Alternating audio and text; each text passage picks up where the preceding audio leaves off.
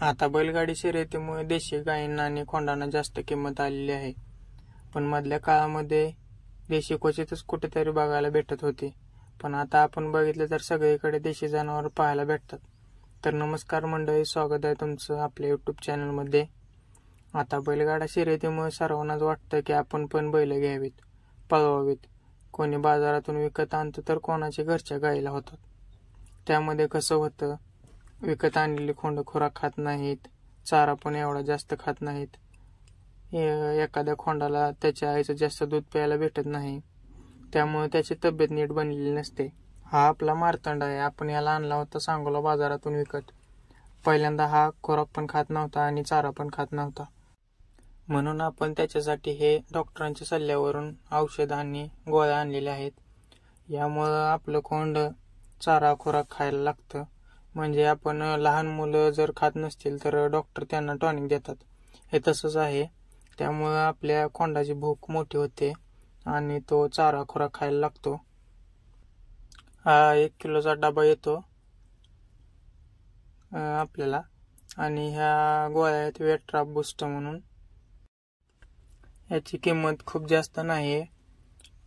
हा डबा 350 रुपयाला येतो आणि या गोळ्या 50 रुपयाला. 400 रुपयामध्ये तुमचं टॉनिक तयार होतंय. तर हा 1 कप आहे. हे आपल्याला 30 ते 50 ग्रॅम टाकायचं आहे. त्यामुळे आपण 1 कपाचं माप केलेलं आहे. हे औषध असं आहे की तुम्ही जनावराला असं हाताने जरी चाटायला दिलं तरी ते चाटतात. एवढं ते चॉकलेटचा फ्लेवर आहे त्याला. तर 1 कप आपण औषध घेतलेलं आहे. 1 कपाचं माप करा तुम्ही पण. ह्या गोळ्या आहेत. गोळ्या आपण आता फोडूयात. गोळ्या अशा पूर्ण बुकटा करून टाकायचा त्याचा. ही गोळी घ्यायची आहे आणि असे कागद घेऊन त्या कागदामध्ये ती गोळी अशी पूर्ण भुगा करायची. तर आपली गोळी भुगा करतोय आपण. भुगा केल्यानंतर काचेची बॉटल घ्यायची. साधी प्लास्टिकची बॉटल जर घेतली तर ती बॉटल चपटी होते, वाकडी होते कुठून पण.